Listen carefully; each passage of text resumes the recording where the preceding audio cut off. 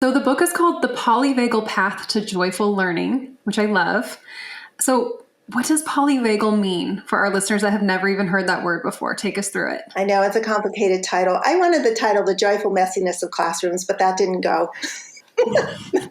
That was what I was, because it had to be polyvagal so that when you Google it, it falls in with Jeff Dana's work and Dr. Porges' work. The polyvagal is referring to the vagus nerve and the two branches, poly meaning, many, and vagal referring to the vagus nerve. And it's part of the autonomic nervous system. And we'll be talking more in depth about that. That's where polyvagal comes from.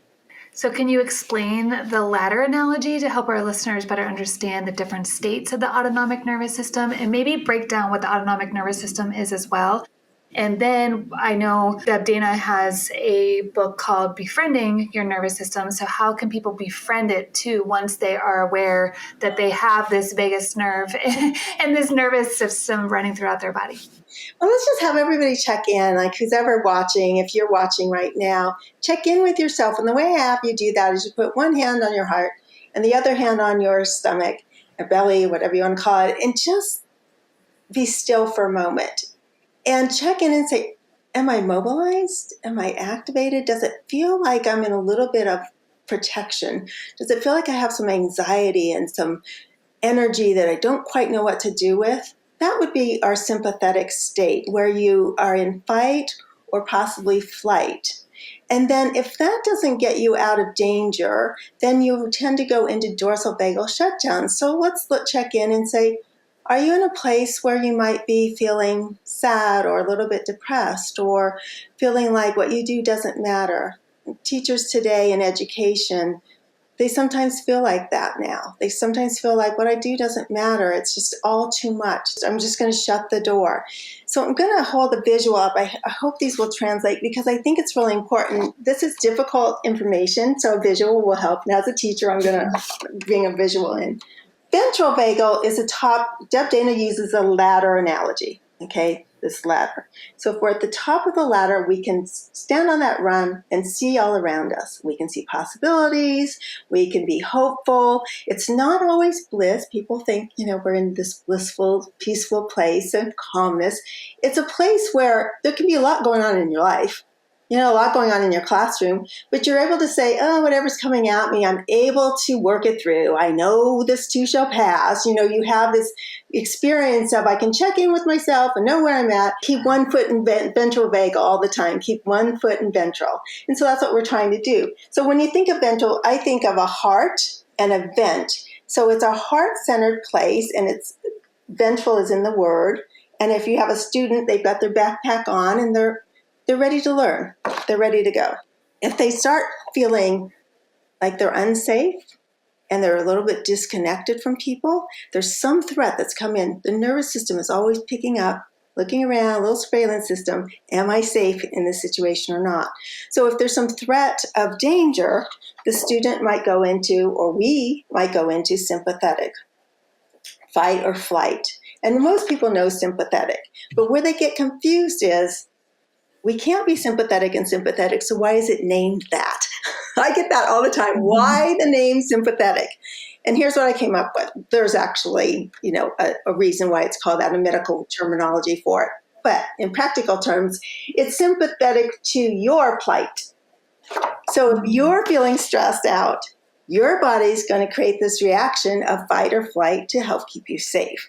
So I say sympathetic to your plight, respond with fight or flight. So you can kind of, little jingle, you can remember that. And then going furthest down the ladder, and our oldest response is the dorsal vagal response. And that I think of as a door. And basically you're shutting the door to the world. You said, I've had enough. I'm sure you felt this in your parenting, where you just say, I can't take any more today. I'm going in and I'm going to climb into bed, pull the blankets over my head. So that's dorsal vagal. And I have a way, we'll talk a little bit more about this, but I have a way to share that with children. I'll share a little bit later. So the ladder, ventral vagal up top, sympathetic in the middle, dorsal vagal at the bottom. And what we want to try to do is keep one foot up here in ventral when everybody and everything's dragging you, pulling at your other leg to pull you down the ladder. That's the idea behind it all. I actually have Deb Dana's ladder here. I have her flip chart. I didn't even know she was the creator of it, and we use it all the time in my house. I love it. Yeah, I know. It's such a great way. We do too. We talk in those terms. We say, oh, we're moving down the ladder here, and we know that just doing heart to home, I call it heart to home, and just naming our states brings in the frontal lobe activation and takes us it just makes it so that we're aware. It brings awareness to it. And that's really powerful. If you do nothing else or learn nothing else from today, just naming your state and being able to say, okay, I'm in ventral right now. I'm ready to learn. I'm listening to this podcast. I'm doing all right. Or if I'm in sympathetic, what do I need to get myself back up into ventral? And the thing is that we move in and out of these states all during the day. Sometimes we think we always have to be on the green path or we always have to be in this particular zone, but we actually wander off and back on it all throughout the day. And the key is to recognize it and to have those resources available. I call them interactive regulating resources that we have available that we know helps bring us back to ventral. So can we tie that really quick back into the brain? We've talked a little bit about prefrontal cortex activation and things on past episodes. So when you're in a ventral state, how does that, like you mentioned the frontal lobe, like is there a connection there? Do you need to be in ventral to really have that activation? It's very difficult to have all your reasoning and organization and problem solving skills online when you're in sympathetic or dorsal vagal shutdown. It's difficult.